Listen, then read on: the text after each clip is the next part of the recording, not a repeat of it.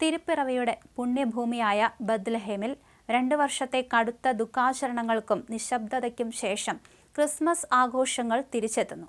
ക്രിസ്ത്യാനികൾക്ക് ലോകമെമ്പാടും പ്രത്യാശയുടെ പ്രതീകമായ ഈ ഫലസ്തീൻ നഗരം ഈ ശനിയാഴ്ച, അതായത് ഡിസംബർ 6 ഇന്ന് മാഞ്ചർ സ്ക്വയറിൽ ക്രിസ്മസ് ട്രീക്ക് തിരിതെളിയിക്കും. ഇത് വെറും ആഘോഷത്തിന്റെ തുടക്കമല്ല, മറിച്ച് ദീർഘകാലമായി അനുഭവിക്കുന്ന ദുരിതങ്ങൾക്കിടയിലും സന്തോഷം വീണ്ടെടുക്കാൻ തീരുമാനിച്ച ഒരു ജനതയുടെ അതിജീവനത്തിന്റെയും രാഷ്ട്രീയ പ്രതിരോധത്തിന്റെയും ശക്തമായ പ്രഖ്യാപനം കൂടിയാണ്.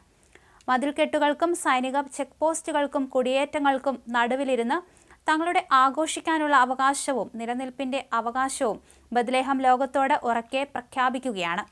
ഫലസ്തീൻ സമൂഹത്തിന്റെ പ്രതിരോധത്തിനുള്ള ആഹ്വാനമാണ് ഈ ക്രിസ്മസ് എന്ന് ബത്ലഹേം മേയർ മഹേർ കാനവാട്ടി അഭിപ്രായപ്പെട്ടു. ക്രിസ്മസ് എന്നത് സമാധാനം, ഐക്യം, സഹാനുഭൂതി എന്നിവയുടെ ശക്തമായ പുനഃസ്ഥാപനം ആണെന്നും അദ്ദേഹം വ്യക്തമാക്കി. നൂറ്റാണ്ടുകളായി പിന്തുടരുന്ന വിശുദ്ധ നാടിന്റെ മതസമൂഹങ്ങളുടെ പ്രോട്ടോകോളുകൾ അനുസരിച്ച് ബത്ലഹേമിൽ 3 പ്രധാന ക്രിസ്മസ് ആചാരങ്ങളാണ് നടക്കുക. പാശ്ചാത്യ സഭകൾക്ക് ഡിസംബർ 25-നും, ഓർത്തഡോക്സ് ക്രിസ്ത്യാനികൾക്ക് ജനുവരി 7-നും, അർമേനിയൻ ക്രിസ്ത്യാനികൾക്ക് ജനുവരി 18-നുമാണ് ആഘോഷങ്ങൾ. സ്കൗട്ടുകളുടെ മാർച്ച്, ഗായക സംഘങ്ങളുടെ ഗാനങ്ങൾ, അർദ്ധരാത്രി കുർബാന എന്നിവ ചർച്ച് ഓഫ് നെറ്റിവിറ്റിയിൽ വീണ്ടും നിറയും. ഈ ആഘോഷത്തിൽ മുസ്ലിങ്ങളും ക്രിസ്ത്യാനികളും ഒരുപോലെ പങ്കുചേരുന്നത് ഫലസ്തീനിയൻ ദേശീയ ഐക്യത്തിന്റെ സന്ദേശമായി കണക്കാക്കപ്പെടുന്നു.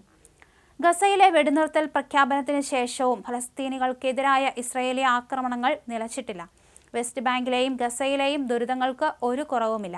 ഗ്രീക്ക് ഓർത്തഡോക്സ് ആർച്ച് ബിഷപ്പ് അദ്വല്ല ഹന്നയുടെ വാക്കുകൾ ശ്രദ്ധേയമാണ്. സജീവമായ പോരാട്ടങ്ങളിൽ അയവുണ്ടായിട്ടും കഷ്ടപ്പാടുകളും അടിച്ചമർത്തലും നിലനിൽക്കുന്നുണ്ടെന്ന് ലോകം ഓർമ്മിക്കണം. എങ്കിലും പ്രത്യാശ നിലനിൽക്കുന്നു, അദ്ദേഹം പറഞ്ഞു. ബത്ലഹേം തെരഞ്ഞെടുക്കുന്നത് വെറും ആഘോഷമല്ല, അത് തങ്ങളുടെ വേദനയും നിലനിൽപ്പിനായുള്ള പോരാട്ടവും ലോകത്തിന് മുന്നിൽ തുറന്നു കാണിക്കാനുള്ള അവസരമാണ്. ആഘോഷത്തിന്റെ പശ്ചാത്തലം അതീവ ഗുരുതരമാണ്. ബത്ലഹേമിലെ തൊഴിലില്ലായ്മ 31% ഉയർന്നു. നഗരത്തിന്റെ പ്രധാന വരുമാന സ്രോതസ്സായ ടൂറിസം മേഖല തകർച്ചയിലാണ്. 2022-ൽ 1.5 ദശലക്ഷം സന്ദർശകരെ സ്വീകരിച്ച നഗരം നിലവിൽ പ്രതിദിനം ഏകദേശം $2.5 മില്യൺ സാമ്പത്തിക നഷ്ടമാണ് ടൂറിസം തകർച്ചയിലൂടെ നേരിടുന്നത്. തീർത്ഥാടനത്തെ ആശ്രയിച്ച് ജീവിക്കുന്ന ആയിരക്കണക്കിന് കുടുംബങ്ങൾ പാപ്പരാകുമെന്ന ഭീഷണിയിലാണ്.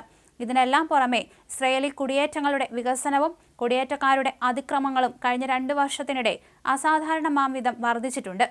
ഫലസ്തീനിയൻ ഗവർണർ മുഹമ്മദ് താഹ അബു അലിയ കുടിയേറ്റ ആക്രമണങ്ങളും ഭൂമി പിടിച്ചെടുക്കലും സൈനിക അതിക്രമങ്ങളും തടസ്സമില്ലാതെ തുടരുകയാണെന്ന് വ്യക്തമാക്കി. ചരിത്ര നഗരത്തെ സംരക്ഷിക്കാൻ പോപ്പിനോടും ആഗോള സഭാ നേതാക്കളോടും അദ്ദേഹം നേരിട്ട് അഭ്യർത്ഥിച്ചു. ബത്ലഹേമിന് തെക്ക് സ്ഥിതി ചെയ്യുന്ന ബെയ്ത്ത് സഹൂർ നഗരസഭയുടെ മേയർ ഏലിയാസ് ഇസീദ് നൽകിയ മുന്നറിയിപ്പ് കൂടുതൽ ഭീതിജനകമാണ്. നഗരത്തിന്റെ ഭൂമിയിൽ ഷേദ്മ എന്ന പേരിൽ ഒരു പുതിയ കുടിയേറ്റ കേന്ദ്രം നിർമ്മിക്കാനുള്ള ഇസ്രായേലിന്റെ പദ്ധതിക്കെതിരെ അദ്ദേഹം ലോക നേതാക്കൾക്ക് കത്തെഴുതി. യുദ്ധമില്ലാത്ത പ്രദേശങ്ങളിൽ പോലും കുടിയേറ്റക്കാർ നടത്തുന്ന ആക്രമണങ്ങൾ വർദ്ധിച്ചു വരുന്നു. ജനുവരി മുതൽ 757 കുടിയേറ്റ ആക്രമണങ്ങളാണ് ഈ പ്രദേശത്ത് റിപ്പോർട്ട് ചെയ്തത്.